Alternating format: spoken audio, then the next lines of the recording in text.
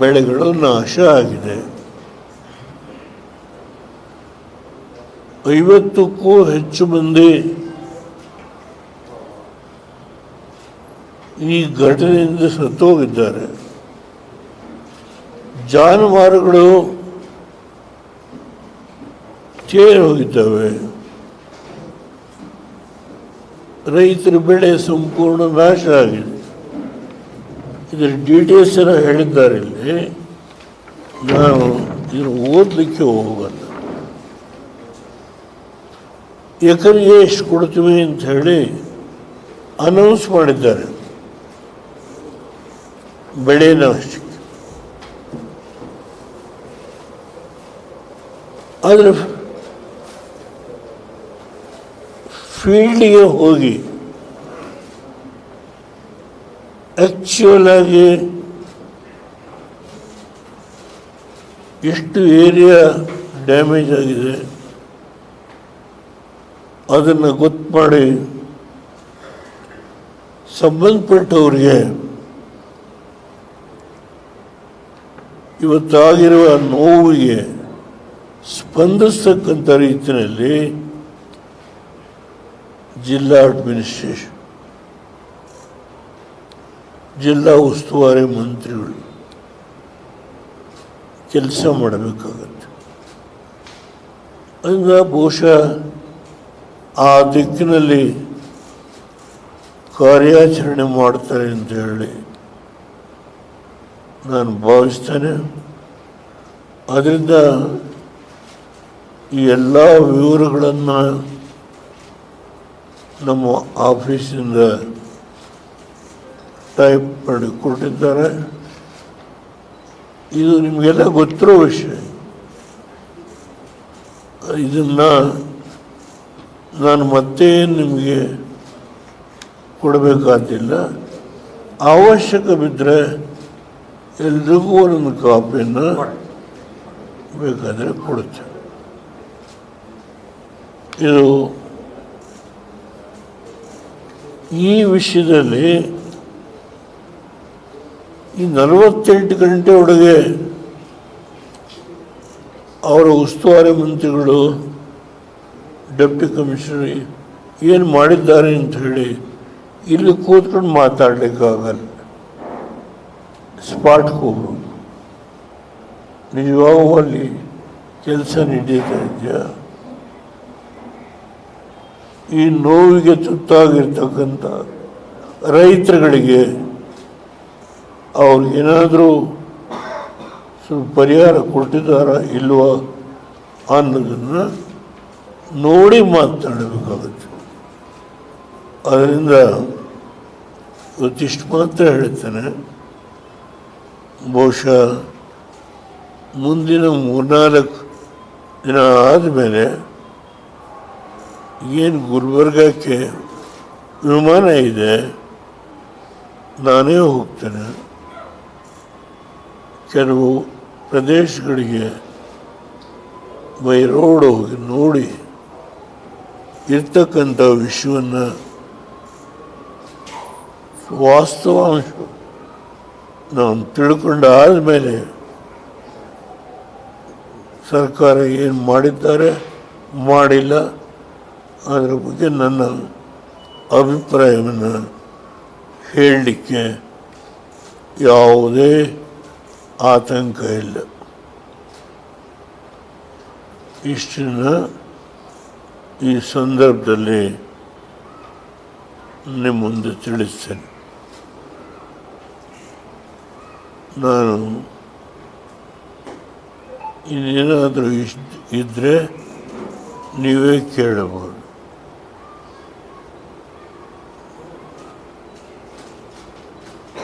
BJP ನಿಯೋಗ ಹೋಗಿದೆ sir, JDS ನಿಯೋಗ ಏನಾದರೂ ಹೋಗುತ್ತಾ?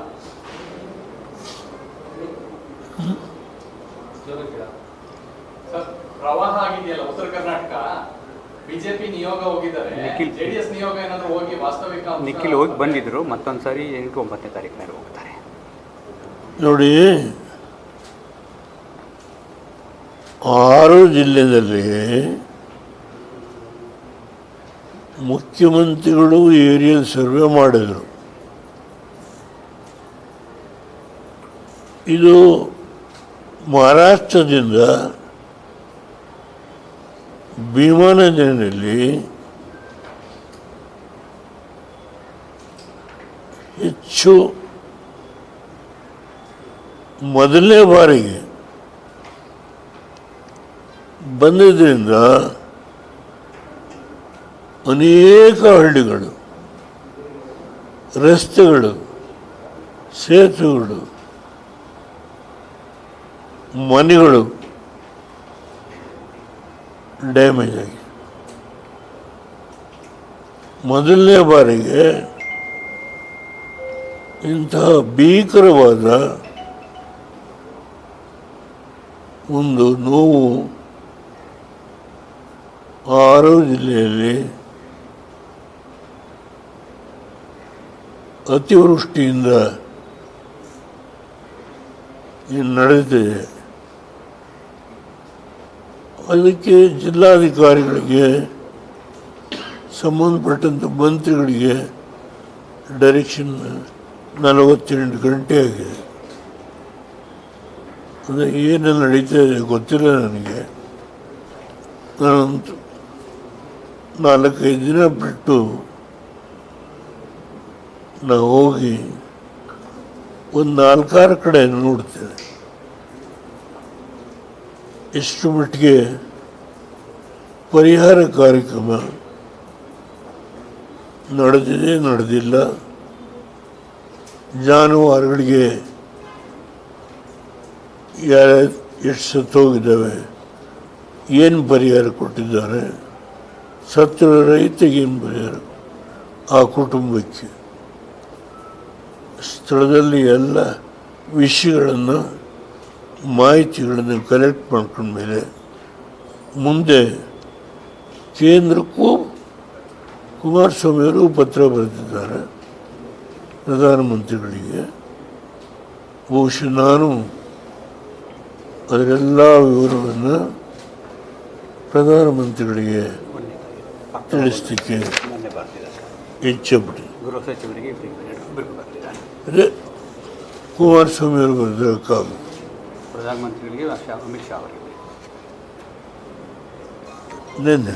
ಅದರಿಂದ ವಿತಿನ್ 24 ಅವರ್ಸಲ್ಲಿ ಏನಾಯಿತು ಅಂತ ಹೇಳೋದು ಕಷ್ಟ.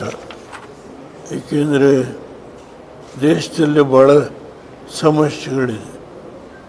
ಪ್ರಧಾನಮಂತ್ರಿಗಳಿಗೂ ನೀವು ನೋಡ್ತಾ ಇದ್ದೀರಿ, ಬಿಡುವಿಲ್ಲದ ಕಾರ್ಯಕ್ರಮ.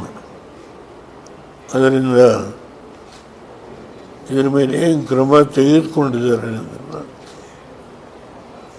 ಅವಶ್ಯಕವಿದ್ದರೆ ನಾನು ಕೂಡ ಡೆಲ್ಲಿಗೆ ಹೋಗಿ ಅವನ್ನ ಭೇಟಿ ಮಾಡಿ ಇದರ ಬಗ್ಗೆ ಪರಿಹಾರಕ್ಕೆ ಒತ್ತಾಯ ಮಾಡ್ತೀನಿ. ಈಗ ಬೇರೆ ರಾಜ್ಯದಲ್ಲಿ ಪ್ರವಾಹ ಆಗಿದೆ, ಅಲ್ಲೆಲ್ಲ ಕೇಂದ್ರ ಸರ್ಕಾರ ಪರಿಹಾರ ಘೋಷಣೆ ಮಾಡಿದ್ದು, ನಮ್ಮ ರಾಜ್ಯ ಸರ್ಕಾರಕ್ಕೆ ಘೋಷಣೆ ಆಗಿಲ್ಲ. ತುರ್ತಾಗಿ ಏನಾದ್ರು ಮಾತಾಡ್ತೀರಾ ಪ್ರಧಾನಿಗಳ ಜೊತೆ ಏನಾದ್ರು?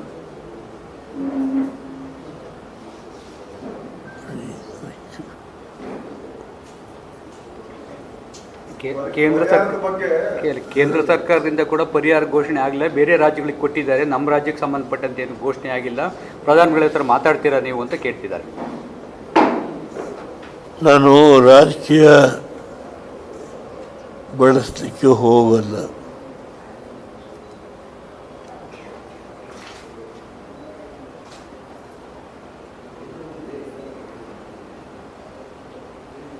ಕಾಂಗ್ರೆಸ್ಸಿನ ಶಾಸಕರು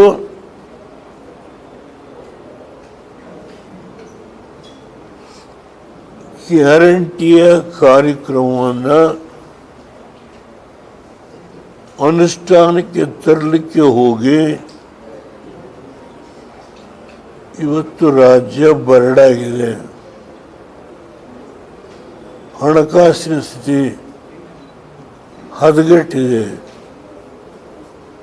ಈ ಮಾತನ್ನು ನಾನೆಲ್ಲ ಹೇಳೋದು, ಶಾಸಕರೇ ಹೇಳ್ತಾರೆ. ಅವರಲ್ಲೇ ಗೊಂದಲ. ದುಡ್ಡಿಲ್ಲ, ದುಡ್ಡಿದೆ, ದುಡ್ಡಿಲ್ಲ, ದುಡ್ಡಿದೆ. ಅದನ್ನ ರಾಜ್ಯ ಸರ್ಕಾರ ಎಷ್ಟು ಮಟ್ಟಿಗೆ ಇಂಥ ಒಂದು ಅತಿವೃಷ್ಟಿ ಬಂದಾಗ ತನ್ನ ಸಂಪನ್ಮೂಲದಿಂದ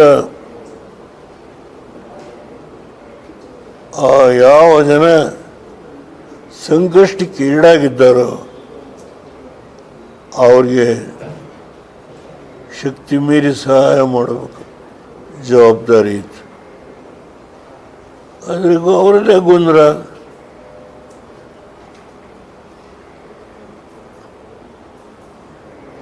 ಅದರಿಂದ ನಾನು ಅದರ ಬಗ್ಗೆ ಹೆಚ್ಚು ಮಾತನಾಡಲು ಬದ್ದಾಗಿ ನನ್ನ 3-4 ದಿನ ಆದಮೇಲೆ ಒಂದು ರೌಂಡು ಹೋಗಿ ಇದು ನಡೆದಿಲ್ಲ ಅದನ್ನು ಕಣ್ಣಿಂದ ನೋಡಿ ಮತ್ತೆ ನಿಮ್ಮನ್ನು ಭೇಟಿ ಮಾಡುತ್ತೆ.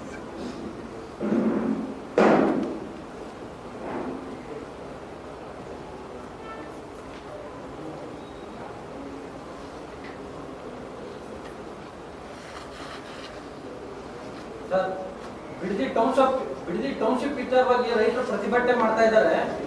ಡಿ.ಕೆ. ಶಿವಕುಮಾರ್ ಅದಕ್ಕೆ ರಿಯಾಕ್ಷನ್ ಕೊಡುವಂತ ಸಂದರ್ಭದಲ್ಲಿ ದೇವೇಗೌಡರ ಕುಟುಂಬ ಮೊದಲಿಂದಲೂ ನಮ್ಮನ್ನ ಜೈಲಿಗೆ ಹಾಕೋದಕ್ಕೆ ಷಡ್ಯಂತ್ರ ಮಾಡಿದೆ ಅಂತ ಆರೋಪ ಮಾಡಿದ್ದಾರೆ. ನಾನು ದಯಮಾಡಿ ಬೇರೊಬ್ಬರ ಹೆಸರು ತೆಗೆದು ಚರ್ಚೆ ಮಾಡೋದು ಬೇಡ.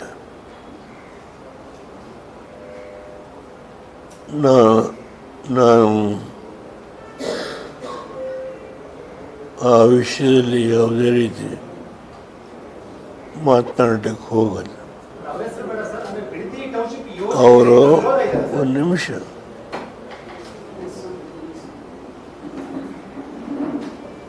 ಇಲ್ಲಿ ಇರ್ತಕ್ಕಂಥ ಎಲ್ಲ ದೃಷ್ಟಿ ಮಾಧ್ಯಮ 3 ತಿಂಗಳು ನಮ್ಮ ಮನೆ ಹತ್ರಲ್ಲೇ ಬೆಳಗ್ಗೆ 6 ಗಂಟೆಯಿಂದ ರಾತ್ರಿ 10 ಗಂಟೆವರೆಗೂ ಕೂತಿದ್ರಿ. ಯಾರ ಪ್ರೇರಣೆಯಿಂದ?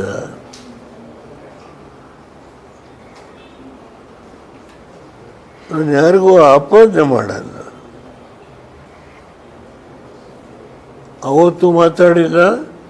ಹೆಚ್ಚಿನ ವಿಡಿಯೋಗಳಿಗೆ ಪ್ರತಿಧ್ವನಿ ಯೂಟ್ಯೂಬ್ ಚಾನೆಲ್ ಸಬ್ಸ್ಕ್ರೈಬ್ ಮಾಡಿ, ಬೆಲ್ ಐಕಾನ್ ಕ್ಲಿಕ್ ಮಾಡಿ.